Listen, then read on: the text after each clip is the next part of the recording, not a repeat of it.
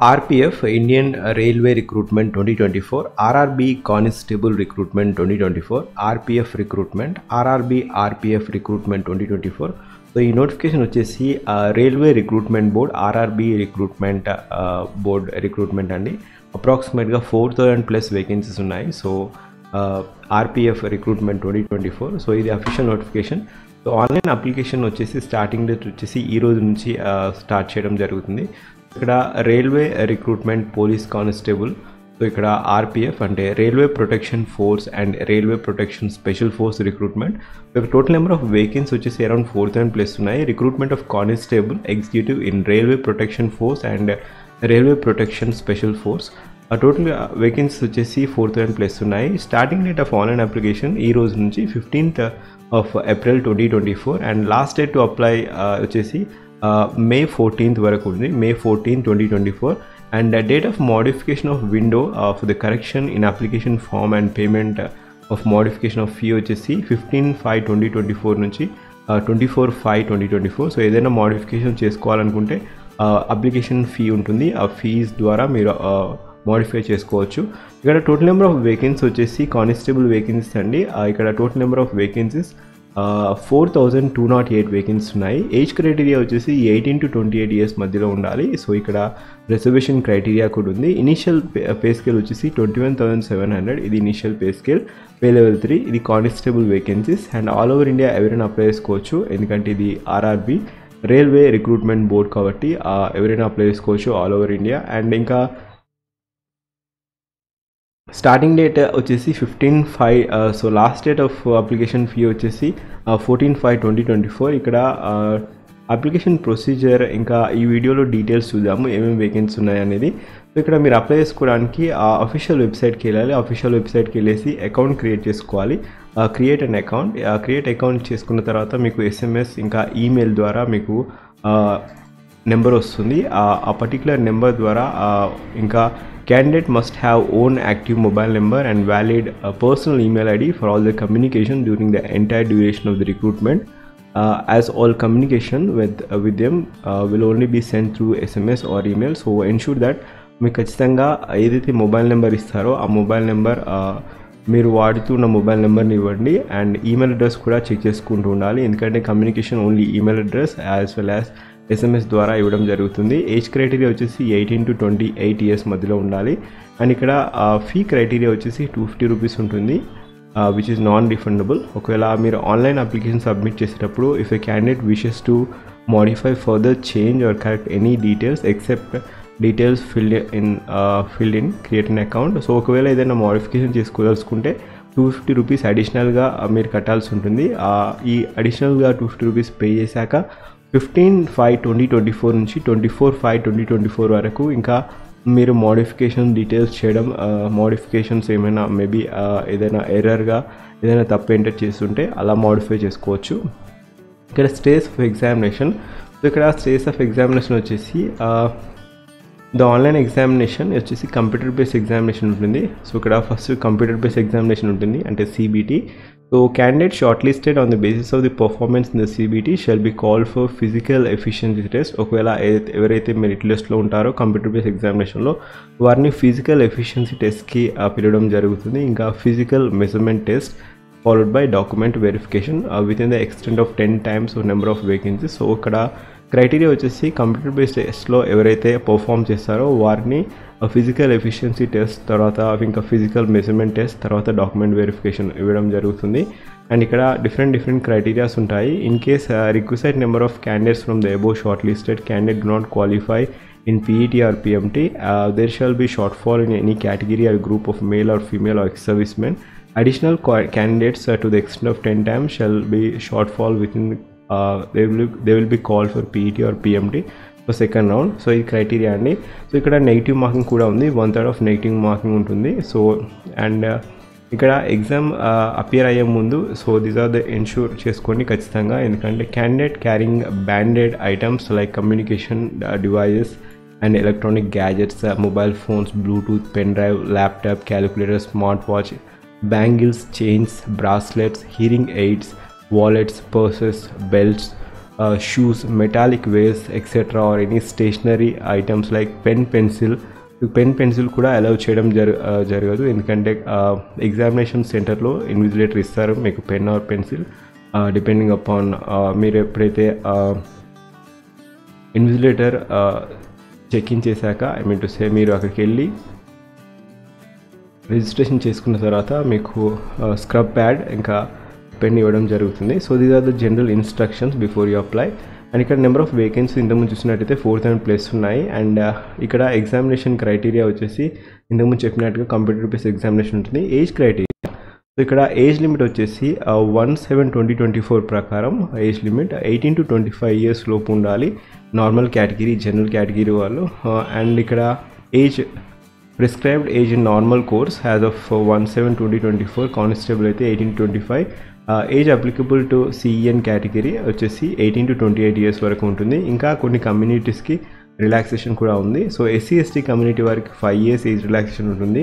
And ఇక్కడ OBC community వారికి 3 years age relaxation ఉంటుంది. ఎక్స్ సర్వీస్ మ్యాన్ వారికి 3 years age relaxation, ex service man unreserved. And ఒకవేళ OBC category అయితే 6 years age relaxation, SC ST category అయితే 8 years relaxation. Female క్యాండిడేట్స్కి unreserved and EWS category వారికి 2 years of age relaxation ఉంటుంది. And judicially separated, వీళ్ళు ఎవరైతే judicially separated widows, divorced candidates వారికి కూడా రిలాక్సేషన్ ఉంటుంది. సో ఇది క్రైటీరియా అండి. ఫిమేల్ క్యాండిడేట్స్ మళ్ళీ దాంట్లో female who are widowed, divorce and judicially separated వారికి మాత్రమే ఈ క్రైటీరియా వర్తిస్తుంది.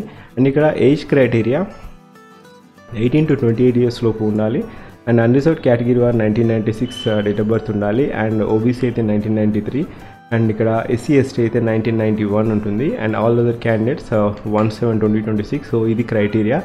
అండ్ ఏజ్ క్రైటీరియా వచ్చేసి 1/7/2024 వరకు ఉంటుంది. సో ఇక్కడ క్వాలిఫికేషన్, ఎడ్యుకేషన్ క్వాలిఫికేషన్స్ వచ్చేసి ఈ పర్టికులర్ కానిస్టేబుల్ వేకెన్సీస్కి అప్లై చేయాలనుకుంటే education qualifications, candidate must have the education qualifications prescribed in CEN from the recognized board as of last date వచ్చేసి ఇక్కడ 14/5/2024 for on submission of online application.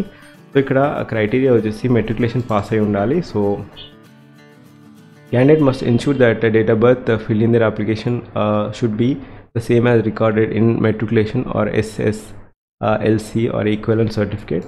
Examination fee వచ్చేసి unreserved category వారికి 500 rupees అండి. So unreserved category 500 rupees ఉంటుంది. ఇక్కడ out of 500 an amount of 400 shall be refunded duly deducting bank charges as applicable on appearing of CBT. So ఇక్కడ first criteria ఏంటంటే యాక్చువల్గా 100 rupees. ఎవరైతే first మనం 500 రూపీస్ కట్టాలి. ఎగ్జామినేషన్ అపియర్ అయితే 400 రూపీస్. ఎగ్జామినేషన్ అపియర్ అయ్యాక కొన్ని రోజులకు మళ్ళీ మీరు మీ డీటెయిల్స్ ఫిల్ చేయాల్సి ఉంటుంది, బ్యాంక్ అకౌంట్ డీటెయిల్స్. అప్పుడు 400 రూపీస్ అనేది మీ అకౌంట్కి క్రెడిట్ చేయడం జరుగుతుంది. So this is the criteria. And ఒకవేళ SC ST ex service man ఇంకా ఫిమేల్ కేటగిరీ వారికి అయితే 250 రూపీస్ అండి. The fee of 250 shall be refunded duly deducting bank charges as applicable on appearing to CBT. So ఈ 250లో bank charges deduct చేసుకొని ఇంకా మిగతాది రిఫండ్ చేయడం జరుగుతుంది ఎప్పుడైతే మీరు ఎగ్జామ్ అపియర్ అవుతారో అప్పుడు. అండ్ మోడ్ ఆఫ్ పేమెంట్ వచ్చేసి ఆన్లైన్ ద్వారా మీరు పే చేసుకోవచ్చు, mode of payment.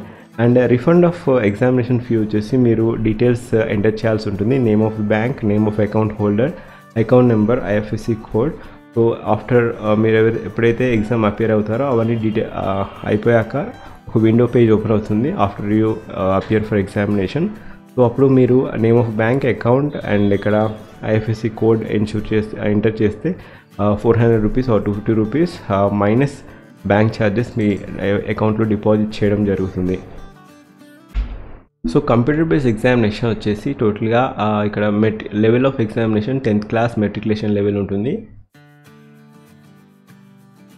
Pattern of examination వచ్చేసి టోటల్గా 90 minutes ఉంటుంది. 90 minutesలో టోటల్ 120 questions ఉంటాయి. 90 minutesలో 120 questions. And a candidate shall be awarded 1 mark for each correct answer and no mark shall be awarded or deducted for any questions not attempted. So there shall be negative marking of 1/3. So ఇక్కడ ప్రతి క్వశ్చన్కి 1/3 of negative marking ఉంటుంది. And normalization of marks will be done for the CBT held in multiple shifts. ఇక్కడ normalisation criteria కూడా ఉంటుంది, ఎందుకంటే different shifts జరుగుతాయి కాబట్టి. సో ఇక్కడ మినిమం క్రైటీరియా అయితే మీరు తెచ్చుకోవాల్సి ఉంటుంది. సో ఇక్కడ computer based examination is a major criteria అండి. ఎవరైతే టాప్ ఉంటారో కంప్యూటర్ బేస్డ్ ఎగ్జామినేషన్లో CBTలో వారిని ఫర్దర్గా ఫిజికల్ ఎఫిషియన్సీ టెస్ట్ ఇంకా ఫిజికల్ మెజర్మెంట్ టెస్ట్కి పిలవడం జరుగుతుంది. ఇక్కడ సిలబస్ వచ్చేసి సిలబస్ ఫర్ ఆర్పిఎఫ్ రిక్రూట్మెంట్ 2024 వచ్చేసి ఇక్కడ సిలబస్ వచ్చేసి అర్థమెటిక్ 35 టోటల్గా 120 క్వశ్చన్స్లో అర్థమెటిక్ 35 క్వశ్చన్స్ ఉంటాయి. అర్థమెటిక్ ఇక్కడ సిలబస్ వచ్చేసి questions based on number system, whole numbers, decimal fractions, relationship between numbers, fundamental arithmetical operations, percentages, ratio and proportion, averages, interest, profit loss, discount, use of tables, graphs, mensuration, time and distance, etc. ఇంకా తర్వాత general intelligence reasoning 35 marks ఉంటాయి. And ఇక్కడ general awareness వచ్చేసి 50 marks ఉంటాయి. General ఇంటెలిజెన్స్లో ఇక్కడ similarities, analogies, spatial visualisation, spatial orientation, problem solving, analysis, judgement, decision making, visual memory, discriminating observation, relationship concept, arithmetical reasoning, verbal and figure classification, arithmetic, number series, non-verbal series, coding, decoding, statement conclusion, silogs, etc. So ఈ particular డొమైన్లో మీకు reasoning and intelligence 35 questions రావడం జరుగుతుంది. ఒక level of examination వచ్చేసి 10th class basic level ఉంటుంది question paper. And ఇక్కడ general awareness వచ్చేసి కరెంట్ ఈవెంట్స్, ఎన్వైర్న్మెంట్, ఇంకా general awareness of the environment, and geography, history, economy, polity, constitution, sports, general science, art culture. So ఈ particular డొమైన్లో 50 questions ఉంటాయి. So general అవేర్నెస్కి ఎక్కువ weightage ఉందండి, 50 marks ఉంది. And general ఇంటెలిజెన్స్కి 35 marks ఉన్నాయి. And ఇక్కడ అర్థమెటిక్కి 35 మార్క్స్ ఉన్నాయి. మోస్ట్గా ఎక్కువ వెయిటేజ్ మాత్రం జనరల్ అవేర్నెస్కి ఇచ్చారు. సో ఈ పర్టికులర్ ఎగ్జామినేషన్లో, కంప్యూటర్ బేస్డ్ ఎగ్జామినేషన్లో. తర్వాత ఫిజికల్ ఎఫిషియన్సీ టెస్ట్ ఉంటుంది. ఫిజికల్ ఎఫిషియన్సీ టెస్ట్ వచ్చేసి కానిస్టేబుల్ ఇక్కడ 1600 మీటర్స్ రన్ చేయాల్సి ఉంటుంది 5 minutes 45 secondsలో మేల్ కేటగిరీ అయితే. ఒకవేళ ఫీమేల్ కేటగిరీ అయితే 800 మీటర్స్ రన్ చేయాల్సి ఉంటుంది 3 minutes 40 secondsలో. అండ్ ఒకవేళ మేల్ కేటగిరీ వరకు లాంగ్ జంప్ 14 feet ఉంటుంది. ఒకవేళ ఫీమేల్ కేటగిరీ అయితే 9 feet ఉంటుంది. High jump 4 feet male category. And ఇక్కడ కానిస్టేబుల్ ఫీమేల్ కేటగిరీ వరకు 3 feet ఉంటుంది. అండ్ ఇది physical efficiency test. And physical measurement test కూడా ఉంటుంది. ఇక్కడ ఫిజికల్ మెజర్మెంట్ టెస్ట్ ఏంటంటే హైట్ మీరు అప్లై చేసే ముందే ఈ పర్టికులర్ జోన్లో ఉంటే మాత్రమే అప్లై చేయండి, లేకపోతే రిజెక్ట్ చేయడం జరుగుతుంది. సో హైట్ మేల్ కేటగిరీ వారు ఖచ్చితంగా 165 centimeters ఉండాలి, అన్రిజర్వ్డ్ కేటగిరీ వారు. అండ్ SC/ST కేటగిరీ వారు 160 centimeters మేల్ కేటగిరీ. అండ్ ఇక్కడ ఫిమేల్ కేటగిరీ వారు అన్రిజర్వ్డ్ EWS OBC కేటగిరీ వారు 157 centimeters ఉండాలి మినిమం హైట్ ఇది. SC/ST అయితే 152 centimeters ఉండాలి ఫిమేల్ కేటగిరీ. అండ్ ఇక్కడ డిఫరెంట్ కేటగిరీకి చెందిన వారికి డిఫరెంట్ క్రైటీరియాస్ ఉన్నాయి. ఇక్కడ చెస్ట్ ఎక్స్పాన్షన్ కూడా ఇచ్చారు. చెస్ట్ ఎక్స్పాన్షన్ మేల్ కేటగిరీ వారికి, అన్రిజర్వ్డ్ కేటగిరీ వారికి 80 ఉంటుంది చెస్ట్ ఎక్స్పాన్షన్, 76.2 ఉంటుంది SC/ST కేటగిరీ వారికి. అండ్ ఇక్కడ ఎక్స్పాండెడ్ అయితే 85 ఉంటుంది, 81.2 ఉంటుంది. So this is a criteria అండి for only male category chest expansion. So ఇది ఫిజికల్ ఎఫిషియన్సీ టెస్ట్ ఉంటుంది, physical efficiency measurement. Physical measurements ఎవరైతే క్రైటీరియా ఇది వర్తిస్తుందో, ఐ మీన్ టు సే ఇక్కడ 165 centimeters హైట్ మినిమం ఉండాలి. ఇది లేకపోతే మీరు అప్లై చేయడానికి ఎలిజిబిలిటీ ఉండదు, ఎందుకంటే మీరు ఈవెన్ పాస్ అయ్యా కూడా ఇక్కడ మిమ్మల్ని షార్ట్ లిస్ట్ చేయడం జరగదు. సో ఫిజికల్ మెజర్మెంట్స్ ఎన్షూర్ చేసుకొని మీరు హైట్ ఉంటేనే మీరు అప్లై చేయండి, ఎందుకంటే లాంగ్ జంప్, హై జంప్ అనే తర్వాత ప్రాక్టీస్ ద్వారా వస్తుంది. బట్ ఫిజికల్ మెజర్మెంట్ టెస్ట్ మాత్రం మినిమం ఉండాలి, హైట్ ఉంటేనే అప్లై చేయొచ్చు. So this is the mandatory criteria. తర్వాత ఒకవేళ ఫిజికల్ మెజర్మెంట్ టెస్ట్ కూడా అయిపోయాక డాక్యుమెంట్ వెరిఫికేషన్ ఉంటుంది. బేస్డ్ అపాన్ మెరిట్ లిస్ట్ ప్రకారం డాక్యుమెంట్ వెరిఫికేషన్కి పిలవడం జరుగుతుంది. సో అప్లై చేసుకోవడానికి మీరు ఎన్షూర్ చేసుకోండి ఖచ్చితంగా ఈ పర్టికులర్ క్రైటీరియా మీరు ఎలిజిబిలిటీ, ఐ మీన్ టు సే మీరు ఈ పర్టికులర్ క్రైటీరియా ఫిట్ అవుతున్నారో లేరో మీరు ఖచ్చితంగా ఎన్షూర్ చేసుకొని అప్లై చేయొచ్చు. సో ఇక్కడ లిస్ట్ ఆఫ్ RRB వెబ్సైట్స్ మీరు ఇక్కడ చూడొచ్చు. చెన్నై అయితే rrbchennai.gov.in వెళ్ళేసి అప్లై చేసుకోవచ్చు. సో ఇది లిస్ట్ ఆఫ్, సో ఇక్కడ rrbchennai.gov.in వెళ్ళేసి అప్లై చేసుకోవచ్చు, లేకపోతే సికింద్రాబాద్ rrbsikindrabad.gov.in వెళ్ళేసి అప్లై చేసుకోవచ్చు. ఇది different RRB list of centres all over India.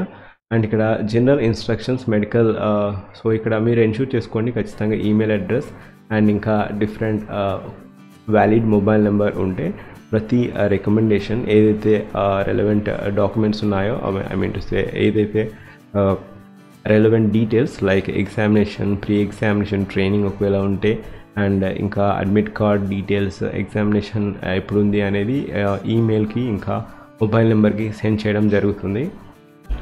So ఇక్కడ ఎలిజిబిలిటీ క్రైటీరియా అండి minimum education qualification 10th class pass అయి ఉండాలి, 10th pass for equivalent from recognise university. So ఈ పర్టికులర్ పోస్ట్ కానిస్టేబుల్కి అప్లై చేయడానికి 10th క్లాస్ పాస్ అయి ఉండాలి. ఇది ఇక్కడ కానిస్టేబుల్, ఇక్కడ లెవెల్ 3 పే స్కేల్ 21,700 ఉంటుంది, B1 మెడికల్ స్టాండర్డ్. అండ్ ఇక్కడ పే లెవెల్ 3 ప్లస్ ఇంకా అలవెన్సెస్ కూడా వస్తాయి. And all over India different category wise vacancies చూద్దాము. డిఫరెంట్ కేటగిరీ వైజ్ టోటల్గా అన్రిజర్వ్డ్ కేటగిరీకి 1450 వేకెన్సీ ఉన్నాయి, ఎస్సీ కేటగిరీకి 536 వేకెన్సీ ఉన్నాయి. ఇవి మెయిల్ కేటగిరీ అండి. Unreserved mail category 1450, SC category 536, ST category 268, OBC category mail category 966 vacancies, EWS కేటగిరీకి 357 వేకెన్సీస్. టోటల్గా 3577 వేకెన్సీస్ ఉన్నాయి. అండ్ ఇక్కడ ఇది మేల్ కేటగిరీకి. ఒకవేళ ఫిమేల్ కేటగిరీకి వచ్చేసి అయితే టోటల్గా 631 వేకెన్సీ ఉన్నాయి, టోటల్ వచ్చి 631. దాంట్లో అన్రిజర్వ్డ్ కేటగిరీకి 256 వేకెన్సీ ఉన్నాయి, SC category 95, ST 47, OBC 170, EWS category 63 vacancy ఉన్నాయి. ఎక్స్ఓఎస్ మెన్కి టోటల్గా 420 వేకెన్సీ ఉన్నాయి. సో ఇది different classification of vacancies based upon category details అండి. సో ఇది క్రైటీరియా. ఇక్కడ అప్లై చేసుకోవడానికి లింక్ వచ్చేసి నేను ఫస్ట్ పిన్ కామెంట్లో ఇంకా డిస్క్రిప్షన్లో కూడా ఇస్తాను, మీరు అక్కడ నుంచి డైరెక్ట్ వెళ్ళేసి అప్లై చేసుకోవచ్చు. ఏదైనా సందేహాలు ఉంటే కామెంట్ చేయండి, నేను కామెంట్లో రిప్లై చేస్తాను. And all the best, have a wonderful day.